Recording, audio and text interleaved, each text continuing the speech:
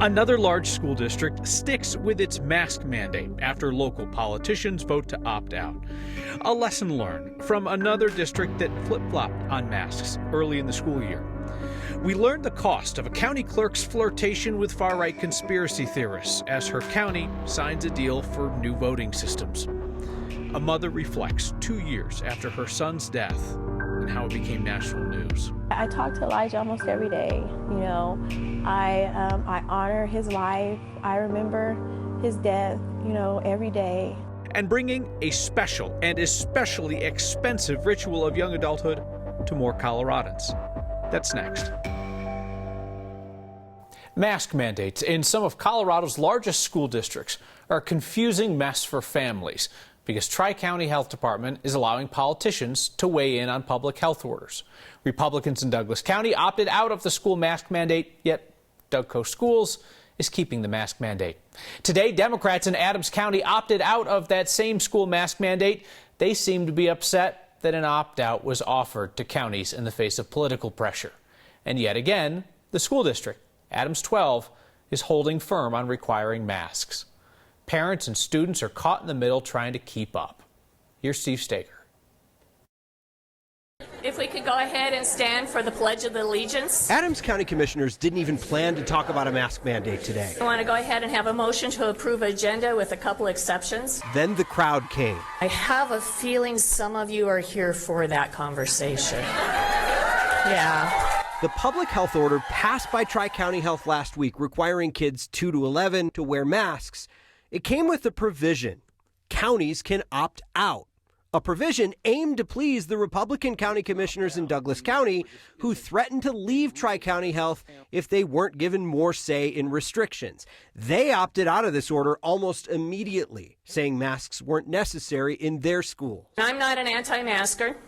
I believe in masks. Today, 3 of the 5 Democrats on Adams County's board who said they believe masks work voted to opt out too. And I, along with all my colleagues here, believe that the public health order was right, but the fact that they put an opt-out and decided to make it political and put it on the political side of it, as opposed to actually being our health board and making health orders, is wrong. Only Commissioners Emma Pinter and Steve O'Dorisio voted to keep the mandate. It is our job to take the recommendation of those members of the Board of Health who quite frankly have put their lives on the line, who have feared for their safety this past year and a half. In the end, the board voted 3-2 to essentially let someone else handle this. The three-prong approach of Adams County, Arapahoe County, and Douglas County cannot stand as long as the opt-out provision remains. Commissioner Lynn Baca even suggesting that Adams County try the Douglas County playbook, threatening a divorce from the Tri-County Health Department. This is a clear example of why Adams County needs to stand up our own health department. So what does this all mean? It means it's up now to the individual school districts to decide whether or not to enforce a mask mandate. We've already heard from Adams 12 5-star schools this afternoon. They say they will keep the mandate in place even with this vote. As for the proposition for Adams County to stand up its own health department, one of Baca's own colleagues reminded her, and she acknowledged that would be expensive, but she still believes that Adams County ought to consider it, Kyle. So, Steve, what we're seeing in a number of suburban counties is a very clear strategy where you've got the anti-masker parents who go in, they yell at the county commissioners, they jeer at them, that sort of thing, and get one of these meaningless votes from the county commissioners against the mask mandate, and then they take that and beat the school district over the head with it. Yeah, we keep hearing from this same crowd that shows up at these meetings that the next step now is to go to the school board and demand this out of the school board, and now they can say, hey, the county commission opted out of this. Maybe it's time for the school district to opt out of this. By the way, the only county left in Tri-County, Arapahoe County, has asked for feedback on the mask mandate for a study session next week. They're going to have a study session on August 30th, and then on August 31st, they'll decide whether or not they're going to take any sort of action. Interesting to see Douglas County and Adams County commissioners walk away from this for totally different reasons. Steve, thank you. The mask policy up in Thompson School District in Larimer County, it changed after their school year had started. Masks were not required for the first few days of classes, and then a mandate went into place this week. requiring masks for students, staff, and teachers pre-K through 8th. Tonight, we continue our series of conversations with parents on Next. We're asking the same question each time. What is it that the rest of us in Colorado can learn from their school district's experience with COVID this year? Meet Timothy Parker. As a parent and as administration, sometimes we got to look at the big picture, not just what's right in front of us. And especially, I think, how we handle ourselves when disagreeing about such matters is really important. I want my kids to watch how I interact with the board and how I email and how I communicate and say, okay, that's how you handle something that you disagree with. I was very intentional about not being upset, I was frustrated, but not getting angry, not yelling, not screaming, because, the moment that happens, people stop listening. We would love to hear from parents across Colorado on this. What is it that we can learn from your community's experience, for better or for worse? I read every single email that comes to next@9news.com. Imagine for a moment what it is like to be a gay or lesbian student at Valor Christian High School. Those students just saw a very popular coach at the school leave because he was told that he could not be openly gay. And today, those students saw some of their classmates walk out to tell Valor Christian's adults that it is not Christ-like to punish someone for who they are. The walkout at Valor Christian in Highlands Ranch featured students from that private school as well as some neighboring schools. They protested in support of the former volleyball coach, Inoki Tonga, and also in support of their LGBTQ classmates, who they say are subject to disrespect and discrimination at Valor. I care because discrimination and homophobia based off of who you love or how you identify has no place in a modern society. Valor says that Coach Tonga signed a statement affirming his alignment with the school's version of Christian beliefs when he first got hired there. And as a religious private school, Valor has certain exceptions when it comes to discrimination laws. Mesa County's elections clerk is risking her career and perhaps her freedom trying to prove the conspiracy theory that Denver-based Dominion Voting Systems is rigging our elections. While Republican County Clerk Tina Peters is under investigation for a voting systems breach and is in hiding, her county just ordered new voting machines today, extending their contract with Dominion. Politics guy Marshall Zellinger explains why Mesa County stuck with Dominion despite their clerk's conspiracy theories. And I'm here to tell you, it's getting to where we don't trust you guys anymore. Mesa County conservatives are at odds with each other. The county commission heard from dozens who want to do away with Dominion voting machines and go to a hand count of elections. But the 3 Republican commissioners ordered new Dominion machines to replace the ones tampered with by Clerk Tina Peters, the ones she had access to with a non-employee with no cameras watching. I'm just going to be honest. And I voted for Tina. I've supported Tina even through the recall attempt. But if a Democrat clerk had shut off the cameras before bringing in an unauthorized person, not only would you demand the machines be thrown out, you would demand the clerk's resignation. Not only did the commissioners approve new machines, they extended the contract with Dominion through 2029. 62 Colorado counties use Dominion voting machines for elections. Douglas and Garfield counties use Clear Ballot. Mesa County could have gone with Clear Ballot, but it would have been much more expensive to end the current Dominion contract and get a new company involved. We break the contracts. Contracts are broken all the time.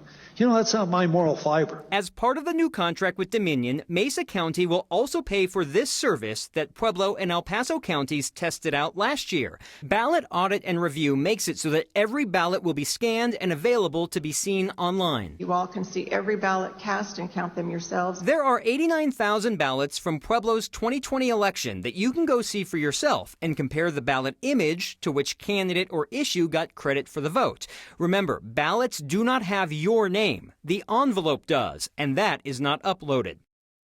As a stats nerd, that is neat, and it's an extra cost for Mesa County to provide that service, $3,300 per election. Transparent for sure.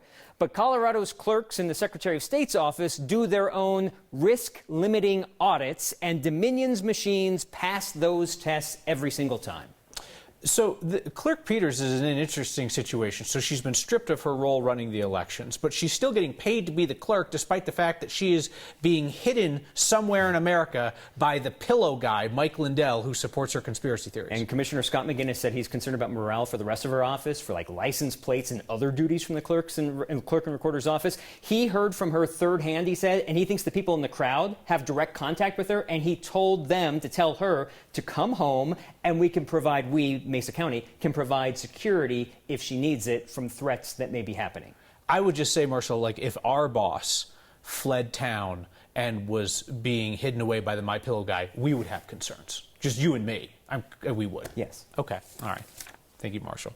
Hey, we've got our first congressional candidate in a district that has not yet been carved out in Colorado. State Representative Yadira Caraveo is the first Democrat to announce that she's going to run for Colorado's new 8th congressional district. It has not been drawn. Preliminary map would show it centered around Adams County, which includes where Caraveo lives in Thornton. Next month, we'll see an updated version of the map, but Caraveo, who's a pediatrician as well as a state lawmaker, isn't waiting for that. We just, heard last week that Adams County is now a majority-minority district, and we've never had a Latina in Congress from Colorado. We need the voices of people with a science background. In the legislature, whether it's at the state level or in Congress, they make decisions every single day that have that affect our health. But most of the people serving there don't have a healthcare background. We'll see if her entry convinces other Democrats to stay clear of a primary. There is one other person in the mix, a Republican unknown, Juliana Gray, also filed paperwork to run for Congressional District 8. Even if the boundaries change, good reminder, you don't have to live in the district to represent it in Congress. We know his name. We know his story. His mother wants to make clear, we don't know him. The world doesn't know Elijah. The only ones that really know Elijah are those that went through life with him. 2 years after his death, Elijah McClain's mom is ready to talk about her son and dedicating her life to seeking justice. And an unexpected gift for high school seniors and their families. We know it's been a tough year and a half plus for people, and it's our way of, using our talents to really give back to the community. That's next.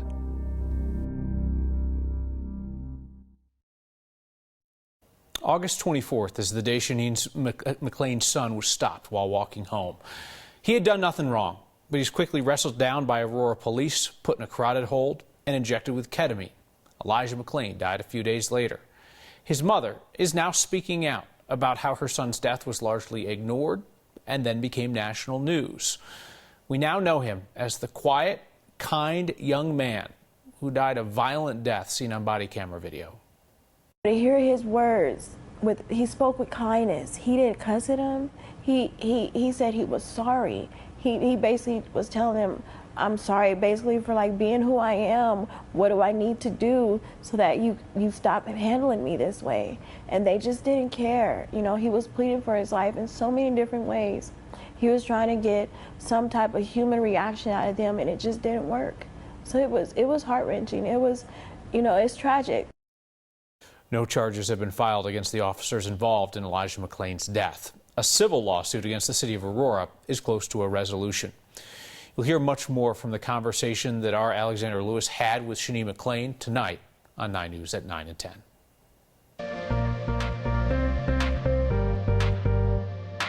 You don't need me to tell you it's been hot this summer, but did you know we are in the running in that #3 spot for the hottest summer ever recorded here in Denver? Our running temperature 74.6 degrees, and it only looks to climb from here. Temps this afternoon in the 90s for the metro area, 105 in Lamar, a little cooler up in the mountains, but the 90-degree heat, it makes a comeback tomorrow. Fairly dry until about 3-4 o'clock. These thunderstorms will fire up across the eastern plains, but the urban corridor, we stay dry, still tracking air quality advisories and high fire danger going out to the west. Back to 92 for us tomorrow. Look at that, 102 in Lamar with 70s and 80s up in the mountains. Your 7-day bringing us a better chance of storms Thursday and low 80s by the weekend.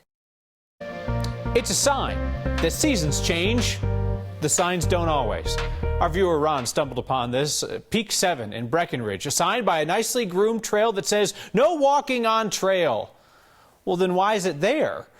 Ron did some investigating, found this is actually a cross-country ski trail during the winter, so they don't want people walking on it during certain seasons. But in the summer, it's open to hikers. A lot of families may not be able to afford professional senior photography, so this is a great opportunity for them to be able to get great professional photos at a price that they can afford. Photographers willing to sacrifice income to make sure that families have beautiful photos. And exotic animals in their natural habitat, aka your backyard. Next.